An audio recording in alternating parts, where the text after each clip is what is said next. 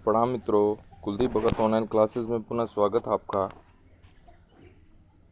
अपन बात कर रहे हैं रिट भर्ती लेवल सेकंड के बारे में।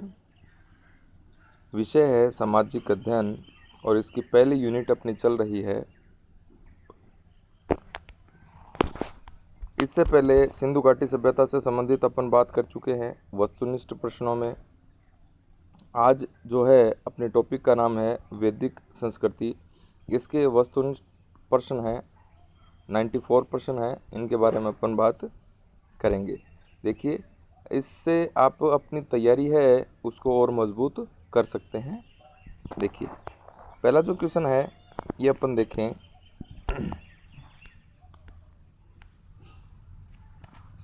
सप्त सिंधु या 7 नदियों के प्रदेश जहां आर्यों ने अपनी आरंभिक बस्तियां स्थापित की, निम्नलिखित में से किस से सही पहचान की जा सकती है कि आर्यों ने अपनी प्रथम बस्तियां जो स्थापित करी थी, प्रारंभिक बस्तियां जो स्थापित करी थी, उसकी पहचान करनी है। वो क्षेत्र पहचानना है।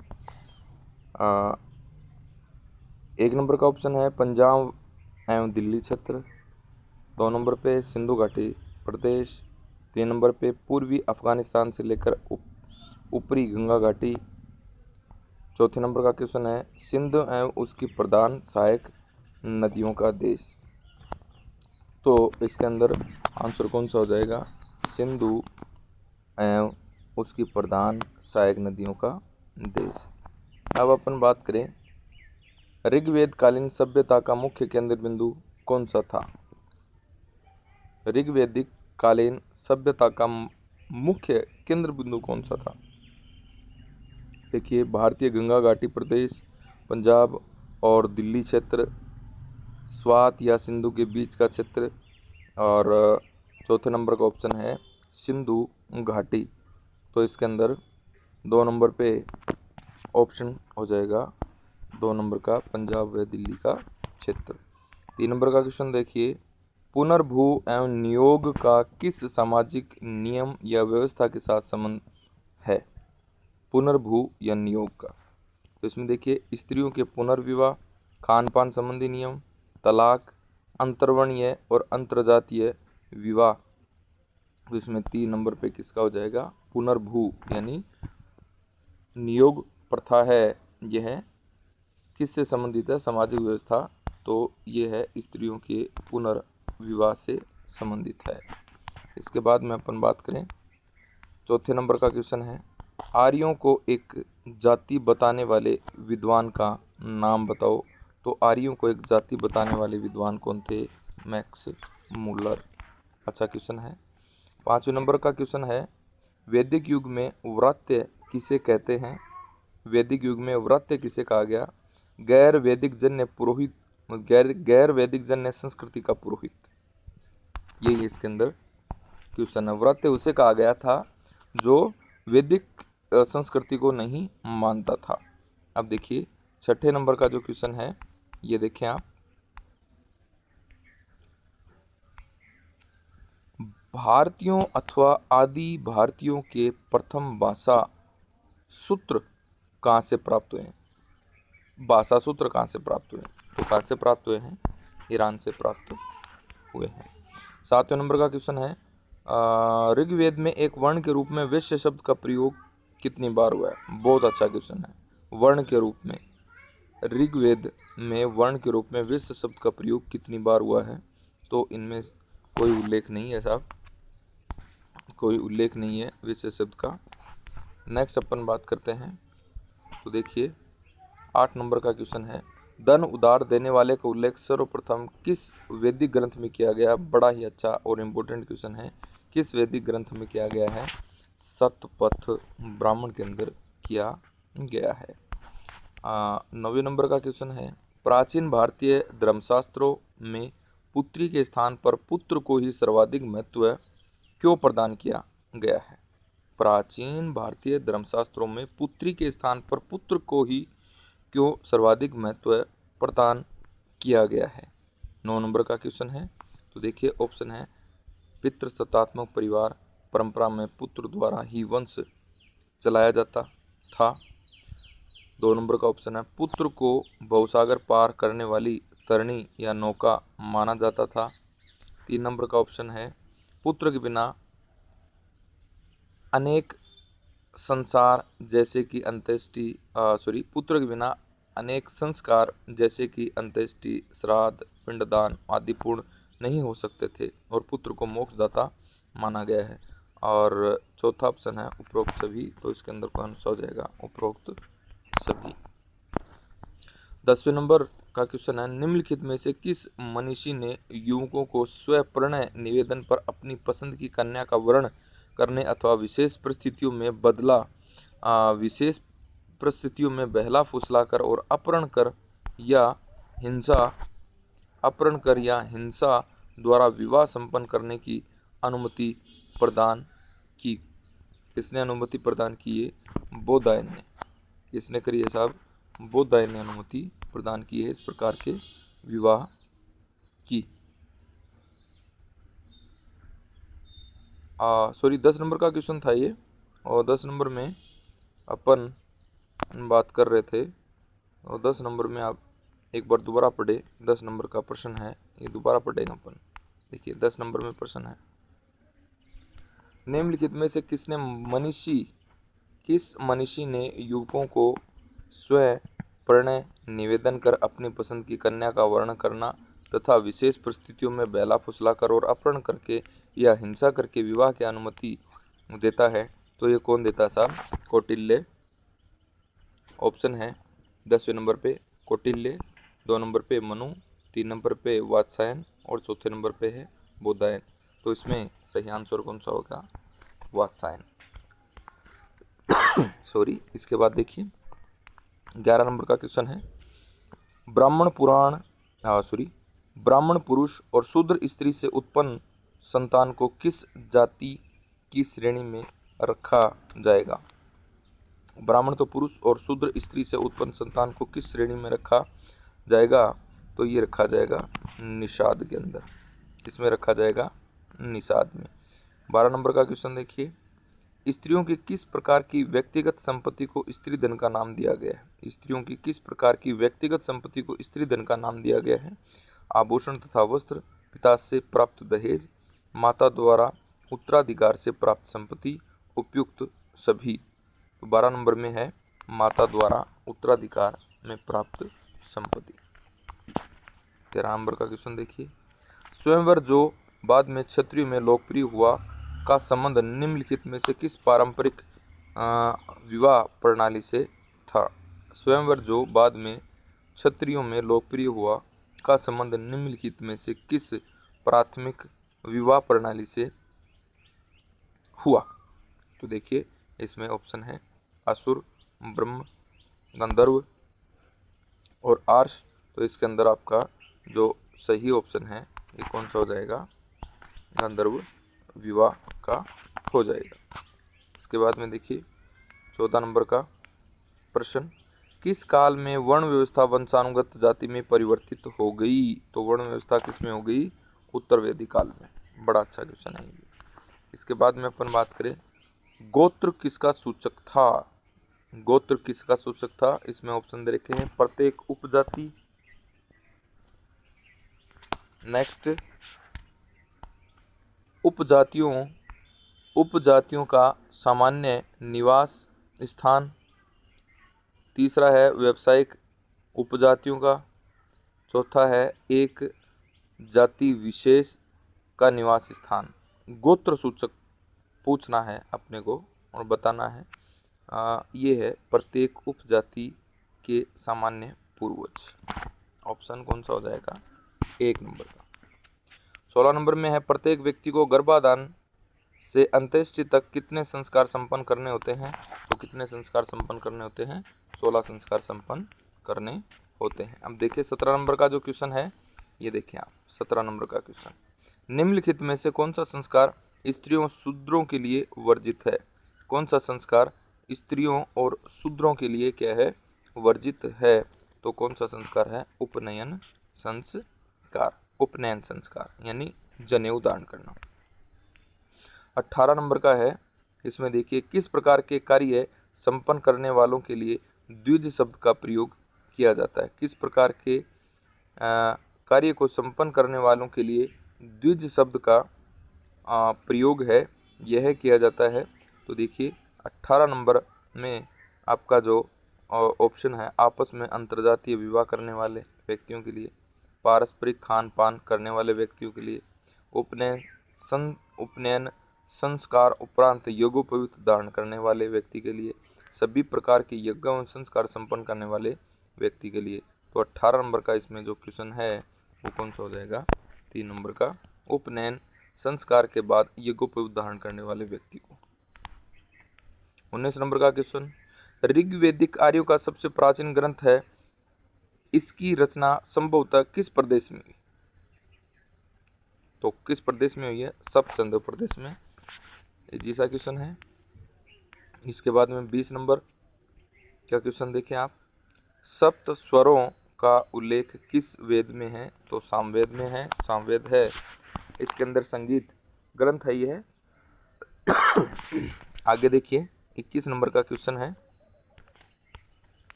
21 नंबर, निम्नलिखित में से ऋग्वेदिक पुरातात्विक साक्ष्य है।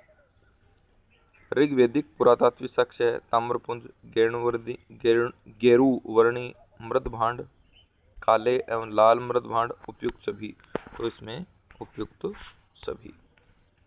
22 नंबर का क्वेश्चन है, धर्मसूत्रों का संकलन किस अवधि के बीच माना जाता है? 500 ईसा पूर्व से 200 ईसा पूर्व, 400 ईसा पूर्व से 100 ईसा पूर्व।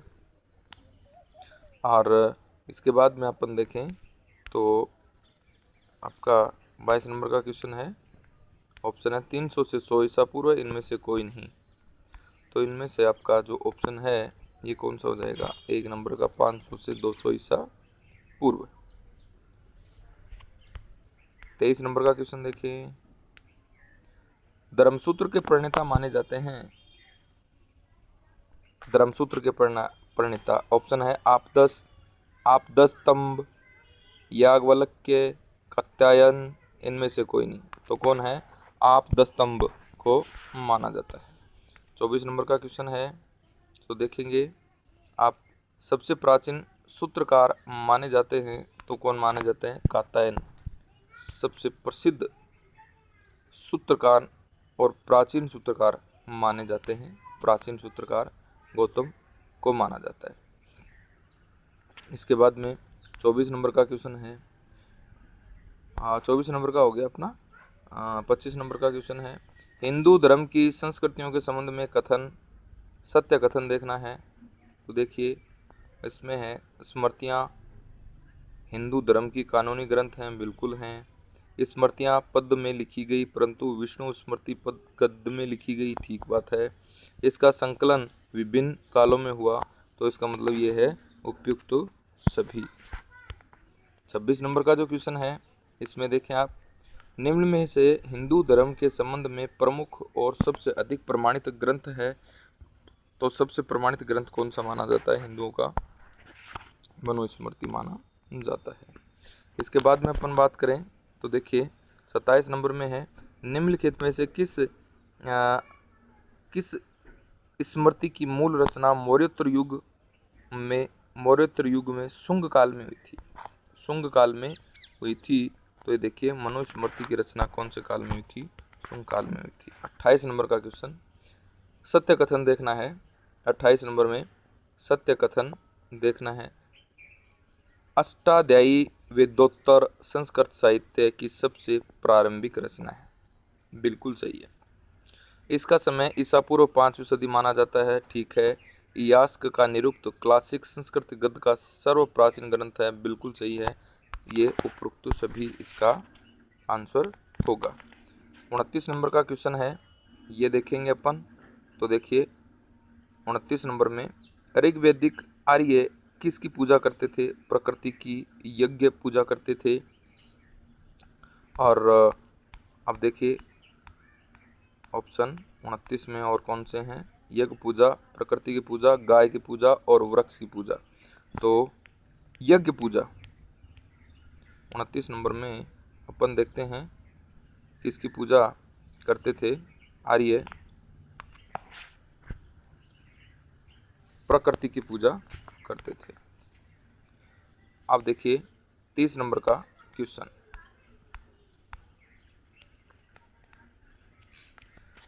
वर्ण व्यवस्था का सर्वप्रथम विवरण कहाँ से प्राप्त होता है? वर्ण व्यवस्था का सर्वप्रथम वर्णन है ये कहाँ से प्राप्त होता है? तो देखेंगे ऋग्वेद के 10वें मंडल से वर्ण व्यवस्था का वर्णन सबसे पहले प्राप्त अपने को होता है। अब 31 नंबर का क्वेश्चन है, उपनिषदों का मुख्य प्रतिपाद्य कहाँ रहा है? उपनिषदों का मुख्य प्रतिपाद्य कहाँ रहा है? तो 31 के अंदर देखिए, सामाजिक परिवेश का विवेचन, दार्शनिक विवेचन, धार्मिक विषयक, सामाजिक एवं राजनीतिक विवेचन। तो इसमें कौन सा हो जाएगा? दार्शनिक विवेचन।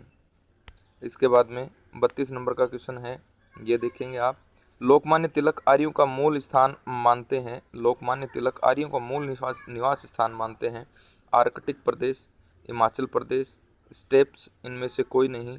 तो 32 नंबर का है आर्कटिक प्रदेश। नेक्स्ट देखिए 33 नंबर का क्वेश्चन देखिए, तो 33 नंबर में देखिए, पूर्व वैदिक काल में राजा पर नियंत्रण होता था, सभा और समिति का होता था। किसका होता था? सभा और समिति का होता था। उत्तर वैदिक काल में धार्मिक क्रियाओं में मुख्य था। 34 नंबर का क्वेश्चन, उत्तर वैदिक काल में धार्मिक क्रियाओं में मुख्य था तांत्रिक अनुष्ठान, यज्ञ, कर्मकांड, मूर्ति पूजा। तो क्या था साहब? कर्मकांड है, यह प्रमुख था। 35 नंबर में देखेंगे अपन, आर्यों का मूल निवास स्थान था। तो आर्यों का मूल निवास स्थान में देखिए आर्कटिक क्षेत्र, एशियाई माइनर, सब सिंधु प्रदेश, दक्षिणी रूस। तो प्रमुख स्थान पूछा है, प्रमुख स्थान में अपन देखेंगे कौन सा सही होगा? Asia minor. 36 में देखिए, मैक्स मुलर नामक विद्वान किसके लिए प्रसिद्ध हैं? मैक्स मुलर नामक विद्वान है ये किसके लिए प्रसिद्ध हैं? वेदों का अध्ययन करने वाला, धार्मिक नेता, समाज सुधारक, पाश्चात्य शिक्षा का प्रचारक। तो इसके अंदर क्या हो जाएगा? धार्मिक नेता के रूप में ये प्रसिद्ध है। नेक्स्ट देखिए 37 नंबर का क्वेश्चन है, 1400 ईसा पूर्व का इतिहास, 1400 ईसा पूर्व का एशिया माइनर का एक अभिलेख जिसमें वैदिक देवताओं का वर्णन है किस स्थान पर प्राप्त हुआ है? तो किस स्थान पर प्राप्त हुआ है? बोगोसगोई नामक स्थान पर प्राप्त हुआ है। इसके बाद में 38 नंबर का क्वेश्चन देखिए, निम्नलिखित में से कौन महिला विदुषी वैदिक मंत्रों की रचयिता मानी जाती है? तो ये सभी मानी जाती हैं, अपोलो, विश्ववारा, घोषा, ये सभी मानी जाती हैं। नेक्स्ट है 39 नंबर का जो प्रश्न है, इसमें देखें आप, प्रसिद्ध गायत्री मंत्र है ये किसके अंदर है साहब? ऋग्वेद के अंदर। प्रसिद्ध गायत्री मंत्र ऋग्वेद के अंदर है। संस्कारों का वर्णन निम्नलिखित में से किस मूल पाठ में है? 40 नंबर का प्रश्न। तो इसमें देखिए किसके अंदर है? गृह सूत्र के अंदर है संस्कारों का वर्णन। 41 नंबर का प्रश्न है, ये देखेंगे आप, ऋग्वेद में वर्णित सबसे सामान्य अपराध था, सबसे सामान्य अपराध था। तो पशुओं की चोरी सामान्य अपराध था। सॉरी। इसके बाद देखिए 42 नंबर का प्रश्न है, किस संहिता को ब्रह्मवेद कहा गया? किस संहिता को ब्रह्मवेद कहा गया? तो अथर्ववेद को क्या कहा गया है साहब? ब्रह्मवेद कहा गया है। अथर्ववेद को ब्रह्मवेद कहा गया है। अब 43 नंबर पे है, तो देखिए, भारतीय जाति व्यवस्था का अपने श्रेष्ठ स्वरूप में मानी जाती है। भारतीय जाति व्यवस्था अपने श्रेष्ठ स्वरूप में मानी जाती है।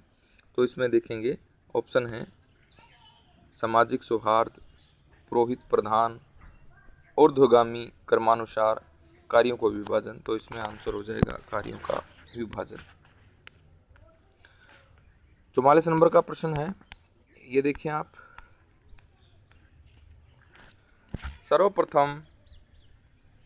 सर्वप्रथम साहित्य का वर्ग, सर्वप्रथम साहित्य का वर्ग ये देखना अपने को, रामायण, महाभारत, उपनिषद, आरण्यक, ब्राह्मण, अर्थशास्त्र, शाकुंतलम, कादम्बरी, सामवेद, ऋग्वेद, यजुर्वेद। तो इसमें आपका कौन सा हो जाएगा? सामवेद, ऋग्वेद, यजुर्वेद। 45 नंबर का प्रश्न देखिए, प्रारंभिक वैदिक कालीन आर्यों का मुख्य व्यवसाय था। तो 45 नंबर में अपन देखेंगे तो इनका मुख्य जो व्यवसाय था प्रारंभिक का, ये खेती नहीं होकर के क्या था, पशुपालन था। ये बात आपको ध्यान में रखनी है। इसके बाद में अपन बात करें सबसे पूर्व जानी जाने वाली स्मृति का नाम। सबसे पूर्व जानी जाने वाली स्मृति का नाम है, तो कौन सी स्मृति है, मनु स्मृति है। नेक्स्ट है 47 में, ऋग्वेद सभ्यता का वह तत्व है जिसकी उपनिषदों के ऋषियों ने आलोचना की है। तो इसमें देखेंगे 47 नंबर का क्वेश्चन है, तो क्या है, यज्ञवाद की क्या की गई साहब, आलोचना की गई है। इसके बाद में अपन बात करें 48 नंबर का क्वेश्चन, वैदिक युगीन इतिहास का प्रधान स्रोत है, तो कौन सा है। इसमें ऑप्शन है श्रुति, पुराण, राजतरंगिणी, जातक, तो कौन सा है साहब, श्रुति है। इसके बाद में अपन बात करें तो देखिए 49 नंबर का प्रश्न है, और 49 नंबर के प्रश्न में देखिए आप, वैदिक युग में राजा के पश्चात सबसे महत्वपूर्ण अधिकारी था, तो कौन था। ऑप्शन है सेनानी, रानी, गोवर्धन और पुरोहित, तो इसमें कौन सा हो गया, सेनानी। इसके बाद में अपन बात करें 50 नंबर में देखें, मिताक्षरा की रचना किसने की थी। मिताक्षरा की रचना है, ये पूछ रखी है, किसने की थी, संत ज्ञानेश्वर ने मिताक्षरा की रचना की थी। 50 नंबर का प्रश्न है, सबसे पहले राज्याभिषेक की परंपरा कब प्रारंभ हुई। राज्याभिषेक की परंपरा है, ये पूछा है, तो देखिए इसमें महाकाव्य काल, ऋग्वेदिक काल, उत्तर वैदिक काल और सूत्र काल। तो इसके अंदर आपका आंसर हो जाएगा ऋग्वेदिक काल के अंदर हुई थी।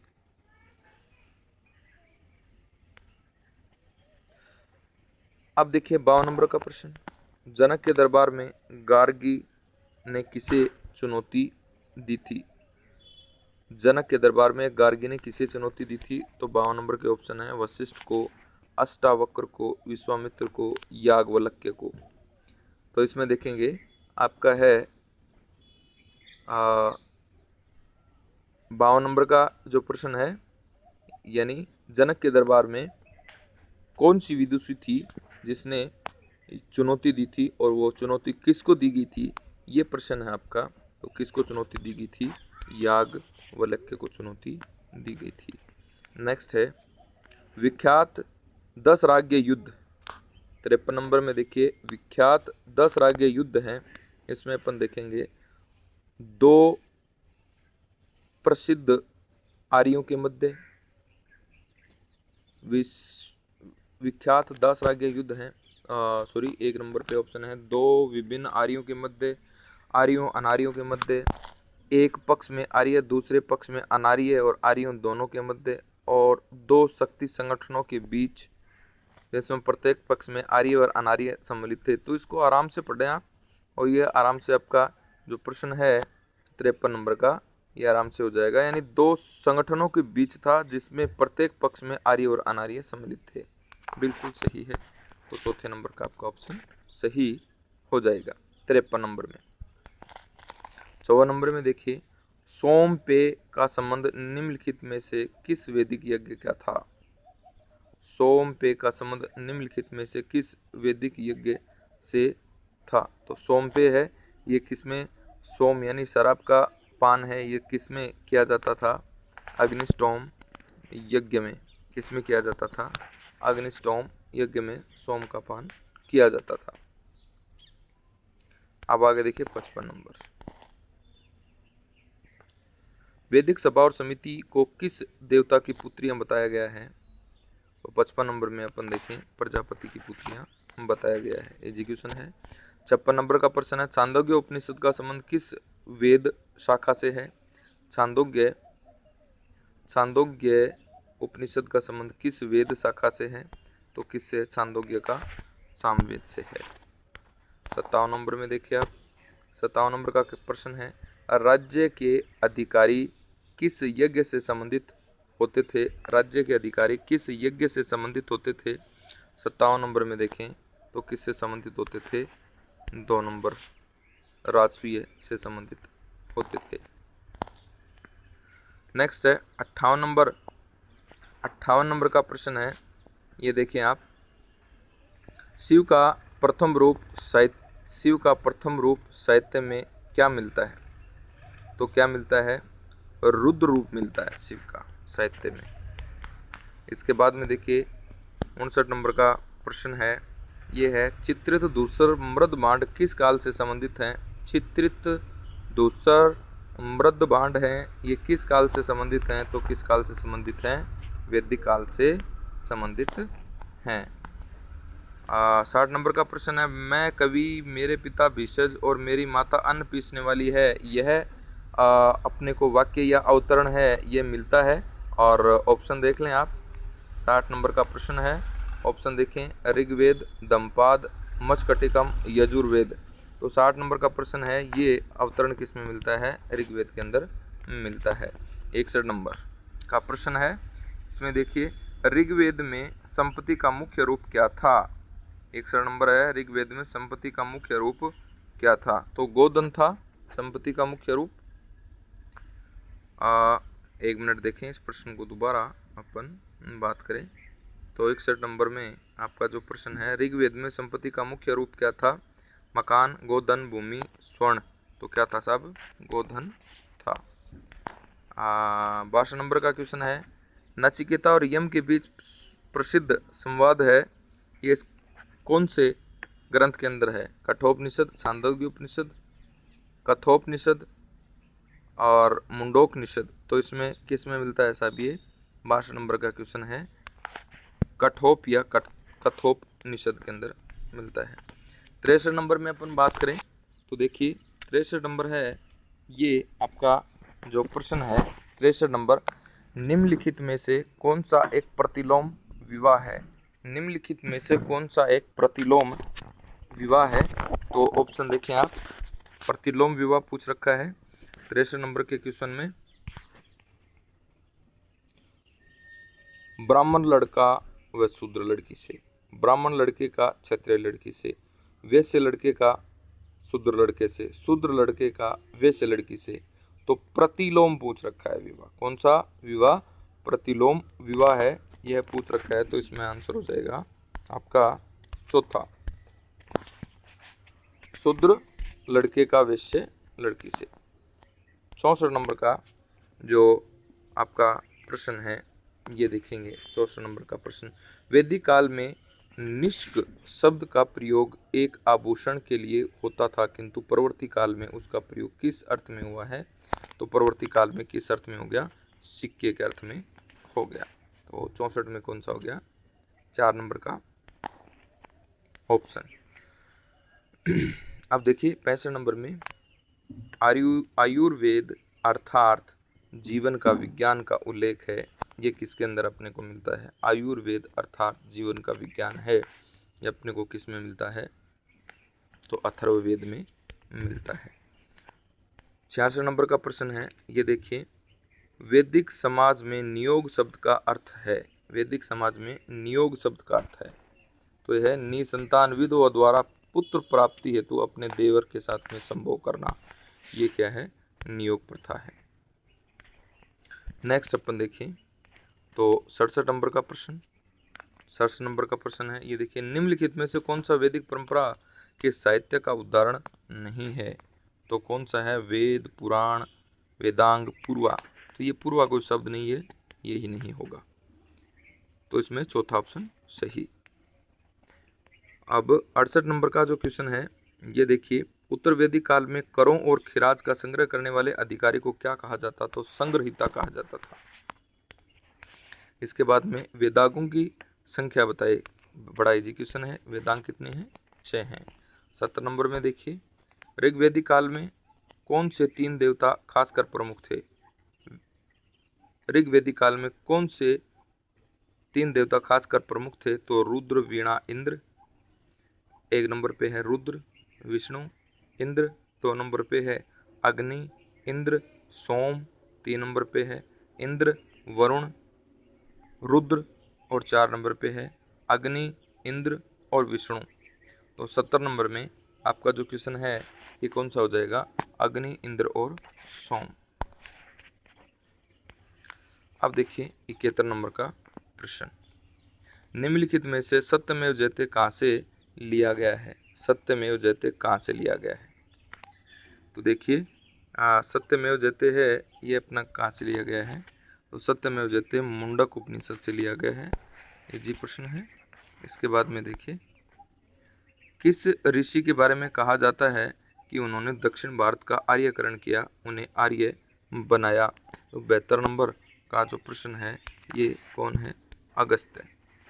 दक्षिण भारत में आर्य संस्कृति का प्रचार करने वाला ऋषि अगस्त्य है। 73 नंबर पे देखिए आप, संस्कृति को जिस भाषा परिवार का हिस्सा माना जाता है उसे कहते हैं। ऑप्शन है भारत आर्य, भारत यूनान, भारत यूरोप, भारत अरब। तो देखिए 73 नंबर का जो प्रश्न है इसका आंसर हो जाएगा भारत यूरोप। 73 नंबर का ऑप्शन नंबर 3 सही होगा। अब देखिए 74 नंबर पे, संस्कृत साहित्य का प्रादुर्भाव किस वेद से माना जाता है? संस्कृत साहित्य का प्रादुर्भाव किस वेद से माना जाता है? तो ऋग्वेद से माना जाता है। अब देखेंगे उत्तर वैदिक काल के बारे में क्या सही है? लोहे का ज्ञान था उनको कांच निर्माण की जानकारी नहीं थी। तीसरे नंबर पे कृषि मुख्य व्यवसाय था, और चौथे नंबर पे राजत्व आनुवंशिक हो रहा था। तो उत्तर वैदिक काल में अपन देखेंगे तो 75 में 2 नंबर का आंसर सही होगा, कांच निर्माण की जानकारी नहीं थी। 76 नंबर में अपन देखें तो 76 नंबर में देखेंगे आप, वाणिज्य शब्द का प्रयोग किस में किया गया है? तैत्तिरीय उपनिषद में वाणिज्य शब्द का प्रयोग है यह किया गया है। देखिए मित्रों एक बार, किसमें किया गया है? तैत्तिरीय उपनिषद में वाणिज्य शब्द का प्रयोग किया गया है। 77 नंबर का देखें, निम्नलिखित तमिल ग्रंथों में किसे लघु वेद की संज्ञा दी गई है? निम्नलिखित में से किसे लघु वेद की संज्ञा दी गई है? तो किसको दी गई है? यह दक्षिण का ग्रंथ है, कुराल को दी गई है। अब देखिए वैदिक कर्मकांड में होता क्या होता था? वैदिक कर्मकांड के अंदर जो होता का संबंध है ये किससे है? तो 78 नंबर का जो क्वेश्चन है ये किससे संबंधित है साहब? ऋग्वेद से संबंधित है। ये इसका पुरोहित होता था, ऋग्वेद का पुरोहित होता था होता। 79 नंबर का क्वेश्चन, वर्ण व्यवस्था से संबंधित पुरुष सूक्त निम्न में से किसमें पाया जाता है? वर्ण व्यवस्था से संबंधित पुरुष सूक्त है ये मूलतः किसमें पाया जाता है? तो इसमें देखिए किसमें पाया जाता है वर्ण व्यवस्था? मनुस्मृति है। एक मिनट, सॉरी, ये अपना ऑप्शन गलत है, एक बार इसको दोबारा पढ़ें अपन। वर्ण व्यवस्था से संबंधित पुरुष सूक्त है ये किसमें पाया जाता है साहब? ऋग्वेद में पाया जाता है। वो अच्छा क्वेश्चन है, ध्यान में रखेंगे। 80 नंबर का क्वेश्चन है, ये देखेंगे गोपथ ब्राह्मण है, गोपथ ब्राह्मण का संबंध है ये किससे है साहब? गोपथ ब्राह्मण का संबंध देखेंगे, ऑप्शन है आपका यजुर्वेद, सामवेद, अथर्ववेद और ऋग्वेद। तो किससे संबंधित है? गोपथ अथर्ववेद से संबंधित है गोपथ। अब देखिए 81 नंबर का प्रश्न, अपौरुषेय ज्ञात प्राचीन भारतीय साहित्य है। अपौरुषेय ज्ञात प्राचीन भारतीय साहित्य है, इसके अंदर हो जाएगा ऑप्शन देखिए वैदिक, पौराणिक, स्मृति, सूत्र। तो इसके अंदर हो जाएगा पहला ऑप्शन वैदिक। इसके बाद में 2 नंबर का प्रश्न है, यानी 82 नंबर का प्रश्न है, वैदिक काल का युग बताइए। तो वैदिक काल का जो युग है यह आपका है 2000 से 1000 ईसा पूर्व, 3000 से 2000 ईसा पूर्व, 1000 से 500 ईसा पूर्व, उपयुक्त में से कोई नहीं। तो इसमें पहला ऑप्शन हो जाएगा 82 में 2000 से 1000 ईसा पूर्व। नेक्स्ट देखेंगे 83 नंबर का प्रश्न, ऋग्वैदिक काल के प्रारंभ में निम्न में से किस महत्वपूर्ण मूल्यवान संपत्ति समझा जाता था? 83 नंबर का प्रश्न दोबारा देखिए। ऋग्वैदिक काल के प्रारंभ में निम्न में से किसे महत्वपूर्ण मूल्यवान संपत्ति समझा जाता था? तो 83 नंबर में देखिए किसे समझा जाता था? गाय को समझा जाता था। 84 नंबर का प्रश्न है, निम्नलिखित में से किसने सुझाव दिया कि आर्यों का मूल निवास स्थान क्या था? मध्य एशिया। तो किसने दिया था? मैक्स मुल्लर ने दिया था। 10 राजाओं की लड़ाई किस नदी के किनारे हुई थी? तो किस नदी के किनारे हुई थी साहब? 10 राजाओं की लड़ाई रावी नदी के किनारे हुई थी। रावी नदी को पुरुषनी भी कहते हैं, पुरुषनी या रावी नदी के किनारे हुई थी। 86 नंबर का प्रश्न है, ये देखिए, किस नदी का प्राचीन नाम अस्किनी है? तो चिनाब नदी का नाम क्या है साहब? अस्किनी है। चिनाब नदी का नाम क्या है? अस्किनी है। 87 नंबर का प्रश्न देखिए, निम्नलिखित में से सबसे पुरातन वेद है? वही एजुकेशन है, ऋग्वेद है। इसके बाद में 88 नंबर का देखिए, शूद्रों में निम्नतम स्थान किसे दिया जाता है? तो निम्नतम स्थान है, ये देखिए किसको दिया जाता है? चांडाल को दिया जाता है। नेक्स्ट है 89 नंबर का प्रश्न है, 79 नंबर का प्रश्न है, वेदांत शब्द कौन से वैदिक विषय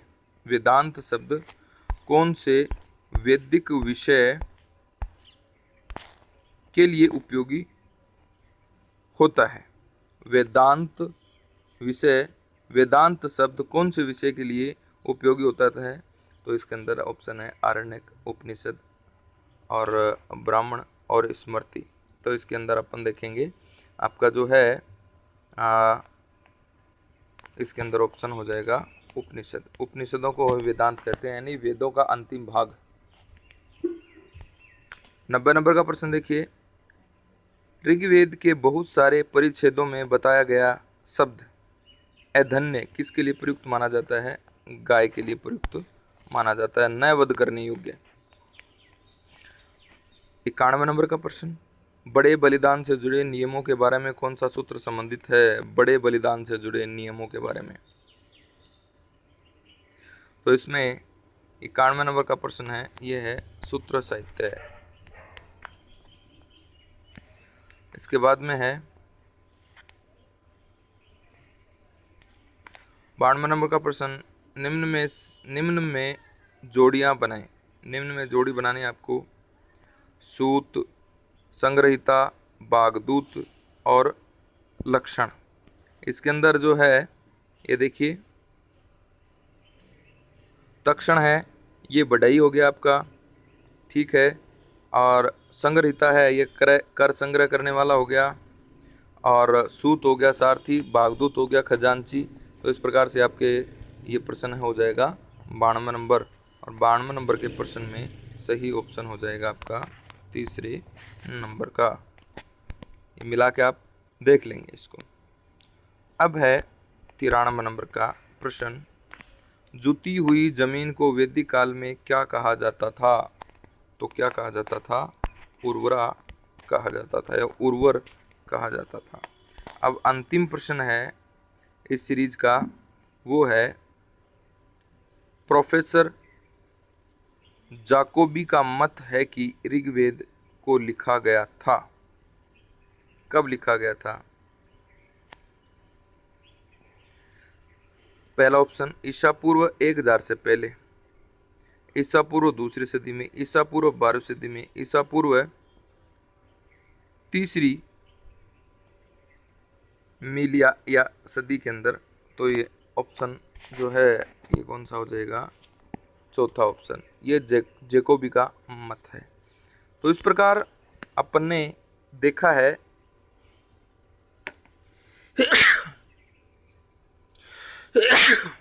सॉरी रीट लेवल सेकंड के सामान्य अध्ययन का अपना चल रहा है और इसमें अपन ने वैदिक संस्कृति की बात की है। इसके बाद में अपन रीट लेवल सेकंड के अंदर विवाह से संबंधित टॉपिक है उस पर बात करेंगे। धन्यवाद।